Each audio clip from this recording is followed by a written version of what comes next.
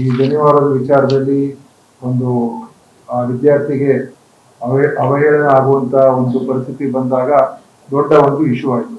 ಅವಾಗ ನಾನು ಕೂಡ ರಿಯಾಕ್ಟ್ ಮಾಡಿದ್ದೆ ಮತ್ತು ಆ ಸಂದರ್ಭದಲ್ಲಿ ಮಧು ಅವ್ರಿಗೂ ಕೂಡ ಫೋನ್ ಮಾಡಿದ್ದೆ. ಆಮೇಲೆ ನಮ್ಮ ಮಿಸಿ ಸುಧಾಕರ್ ಅವ್ರಿಗೂ ಫೋನ್ ಮಾಡಿದ್ದೆ. ನೋಡಿ, ಈ ತರ ಎಲ್ಲ ಆಗ್ಬಾರ್ದು, ಸರಿಯಲ್ಲ. ಯಾಕಂತ ಹೇಳಿದ್ರೆ ವಿದ್ಯಾರ್ಥಿಗಳು ಶಾಲೆಗೆ ಮತ್ತು ಅಥವಾ ಪರೀಕ್ಷೆಗೆ ಹೋಗುವಂಥದ್ದು ಅವರ ಒಂದು ಮುಂದಿನ ಭವಿಷ್ಯ ನಿರೂಪಿಸಿಕೊಳ್ಳುವುದಕ್ಕೋಸ್ಕರ. ಅವರ ಒಂದು ಮನೋಸ್ಥೈರ್ಯವನ್ನ ಕುಗ್ಗಿಸುವಂತ ಕೆಲಸ ಆಗ್ಬಾರ್ದು, ಅವಮಾನಿಸುವಂತ ಕೆಲಸ ಆಗ್ಬಾರ್ದು. ಮತ್ತು ಅವರ ಸಂಪ್ರದಾಯಗಳೇನಿದೆ ಆ ಸಂಪ್ರದಾಯಗಳ ಪ್ರಕಾರ ಒಂದು ಸೀಮಿತವಾದ ಸಂಪ್ರದಾಯದ ಪದ್ಧತಿಗಳಿದೆ ನಮಗೆ. ಅದನ್ನ ಒಗ್ಗೂಡ್ಕೊಂಡು ನಾವು ಹೋಗ್ಬೇಕು. ಈ ತರ ಎಲ್ಲ ಆಗ್ಬಾರ್ದು ಅಂತ ಹೇಳಿದಾಗ ಅವರು ಇಲ್ಲ, ನಾನು ಇದ್ರ ಬಗ್ಗೆ ಕ್ರಮ ತಗೊಳ್ತೀನಿ ಅಂತ ಹೇಳಿದ್ರು. ಅವರು ಅದೇ ಪ್ರಕಾರ ಇವತ್ತು ಒಂದು ಸ್ಪಷ್ಟ ಒಂದು ಆದೇಶ ಆಗಿದೆ. ಏನಂತ ಹೇಳಿದ್ರೆ ಯಾವುದೇ ಈ ರೀತಿ ಈಗ ಜನಿವಾರ ಇರ್ಬೋದು, ಅವ್ರು ಹೇಳಿದ್ರಲ್ಲ ಪೀಠ ಇರ್ಬೋದು, ರುದ್ರಾಕ್ಷಿ ಹಾಕೊಳ್ತಾರೆ ಕೆಲವರು, ಇಂಥದೆಲ್ಲ ಒಂದು ಸೀಮಿತವಾದಂತ ಪದ್ಧತಿ. ಹಿಜಾಬ್ ಹಾಕೊಳ್ತಾರೆ, ಸ್ಕಾರ್ಫ್ ಹಾಕೊಳ್ತಾರೆ. ಇದು ಸೀಮಿತ ಪದ್ಧತಿಗಳು. ಇದು ಒಂದು ಸಮವಸ್ತ್ರಕ್ಕೂ ಕೂಡ ಅಡ್ಡ ಬರುವಂತ ಪ್ರಶ್ನೆ ಬರೋದಿಲ್ಲ. ಯಾಕಂದ್ರೆ ಸಮವಸ್ತ್ರದ ಒಂದು ಸಹಜವಾದಂತ ವ್ಯವಸ್ಥೆ ಅಡಿ ಸಮವಸ್ತ್ರ ಕಾನೂನುಗಳು ಇರ್ತದೆ. ಸೊ ಅದಕ್ಕೆ ಸೀಮಿತವಾದಂತ ಒಂದು ಪದ್ಧತಿಗಳಿಗೆ ಅವಕಾಶವನ್ನು ಮಾಡಿಕೊಡ್ತಕ್ಕಂಥದ್ದು ಮತ್ತು ಯಾರಿಗೂ ಕೂಡ ನೋವು ಉಂಟಾಗ್ತದೆ. ನಮ್ಮ ಉದ್ದೇಶ ಏನು, ಒಬ್ಬ ವಿದ್ಯಾರ್ಥಿ ಒಂದು ಸ್ಟೂಡೆಂಟ್ಗೆ ಅವನ ಕಾಲೇಜ್ಗೆ ಬರುವಂಥದ್ದು, ಶಾಲೆಗೆ ಹೋಗುವಂಥದ್ದು, ಅವರ ಒಂದು ಪರಿಶ್ರಮವೇ ಅದೇ ಅವ್ರಿಗೊಂದು ತಪಸ್ಸು. ಆದ್ರಿಂದ ಅದಕ್ಕೆ ನಾವು ಹೆಚ್ಚು ಮಾನ್ಯತೆ ಕೊಡಬೇಕು. ನಾವು ಈ ರೀತಿಯಾದಂತ ಒಂದು ವಿಚಾರಗಳನ್ನ ತೆಗೆದುಕೊಂಡು ಅವರಿಗೆ ಕೀಳರಿಮೆ ಆಗುವಂತ ಒಂದು ವ್ಯವಸ್ಥೆ ನಿರ್ಮಾಣ ಮಾಡಿದ್ವಿ.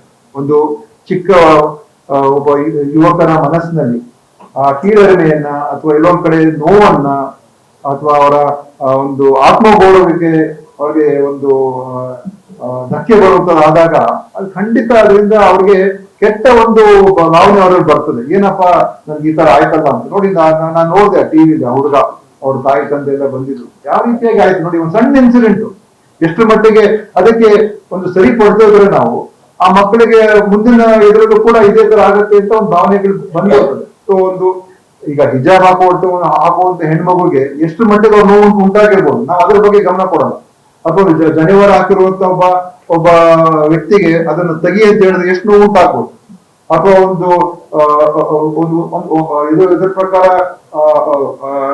ಆರ್ಡರ್ ಅಲ್ಲಿ ಒಂದು ರುದ್ರಾಕ್ಷಿ ಕೂಡ ಮೆನ್ಷನ್ ಮಾಡಿದೆ. ರುದ್ರಾಕ್ಷಿಯನ್ನು ತೆಗಿ ಅಂತ ಹೇಳಿದ್ರೆ ನೋವು ಉಂಟಾಗ್ತದೆ. ಸೊ ಅವ್ರಿಗೆ ಅದು ಆಗ್ಬಾರ್ದು. ಅವರ ಒಂದು ಮನಸ್ಸಿನಲ್ಲಿ ಅವರ ಒಂದು ಆತ್ಮಕ್ಕೆ ಒಂದು ಆತ್ಮಗೌರವಕ್ಕೆ ಧಕ್ಕೆ ತರಬೇಕು. ಅದಕ್ಕೋಸ್ಕರ ಈ ತೀರ್ಮಾನ ಬಹಳ ಒಳ್ಳೆಯದು. ಮತ್ತು ಇದ್ರ ಮುಖಾಂತರ ಒಂದು ಸಮಾನತೆ ಮತ್ತು ಎಲ್ಲರೂ ಕೂಡ ಒಂದು ಭಾವನೆಯಲ್ಲಿ ಹೋಗ್ತಕ್ಕಂಥದ್ದಕ್ಕೆ, ಒಂದು ಸಾಮರಸ್ಯವನ್ನು ಕೂಡ ಮೂಡಿಸ್ತಕ್ಕಂಥದ್ದಕ್ಕೆ ಖಂಡಿತ ಇದು ಪೂರಕ ಆಗುತ್ತೆ. ಅದರಿಂದ ನಾನು ಮಧು ಬಂಗಾರಪ್ಪ ಅವರಿಗೆ ಅಭಿನಂದಿಸುತ್ತೇನೆ.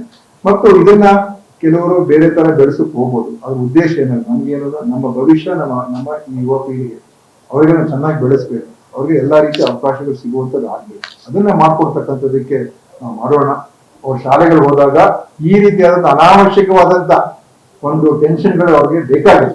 ಯಾರು ಕೂಡ ಬಯಸುವುದಿಲ್ಲ, ಇದರ ಅಗತ್ಯತೆಯೂ ಕೂಡ ಇಲ್ಲ, ಇದರ ಅನಿವಾರ್ಯತೆಯೂ ಇಲ್ಲ. ಆದ್ರಿಂದ ಈ ತರದ ಇದು ಒಂದು ಒಳ್ಳೆ ತೀರ್ಮಾನ. ಮುಂದೆ ಯಾವುದೇ ಶಾಲೆ ಇರ್ಬೋದು, ಶಿಕ್ಷಣ ಸಂಸ್ಥೆ ಇರ್ಬೋದು, ಅವರು ಇದನ್ನು ಗಮನದಲ್ಲಿ ಇಟ್ಕೊಂಡು ಅವರ ಒಂದು ಮಕ್ಕಳನ್ನ ಎಲ್ಲರನ್ನು ಕೂಡ ಸಮಾನವಾದಂತ ರೀತಿಯಲ್ಲಿ ನೋಡ್ಕೊಡ್ತಕ್ಕಂಥದ್ದು ಮತ್ತು ಇಂಥ ಒಂದು ಘಟನೆ ಮರುಕಳಿಸ್ಬಾರ್ದು, ಮತ್ತೆ ಆಗ್ಬಾರ್ದು. ಯಾಕಂದ್ರೆ ಇದು ಸಣ್ಣ ವಿಚಾರ ಇದ್ರೂ ಕೂಡ ದೊಡ್ಡ ಮಟ್ಟದಲ್ಲಿ ಇದು ಬಿಂಬಿಸುವಂತದ್ದಾಗ್ತದೆ. ಅದರ ಪ್ರತಿರೋಧ ಆಗ್ತದೆ. ನೀವು ನೋಡಿದ್ರಿ ಮೊನ್ನೆ ಎಷ್ಟು ದೊಡ್ಡ ಒಂದು ರಿಯಾಕ್ಷನ್ ಆಯ್ತು ಈ ಒಂದು ಇನ್ಸಿಡೆಂಟ್ ಇಂದ. ಒಂದು ಇಬ್ಬರಿಗೂ ಅಥವಾ 3 ಜನರಿಗೆ ಆಗಿರುವಂತದ್ದು ಅವತ್ತು ಎಷ್ಟು ದೊಡ್ಡ ಇನ್ಸಿಡೆಂಟ್ ಆಯ್ತು. ಸೊ ಇದು ನಮ್ಮ ಸಮಾಜಕ್ಕೆ ಬೇಕಾಗಿಲ್ಲ ಅಂತ ಹೇಳಿ ಇದಕ್ಕೆ ಖಂಡಿತ ನಾನು ಒಪ್ತೀನಿ.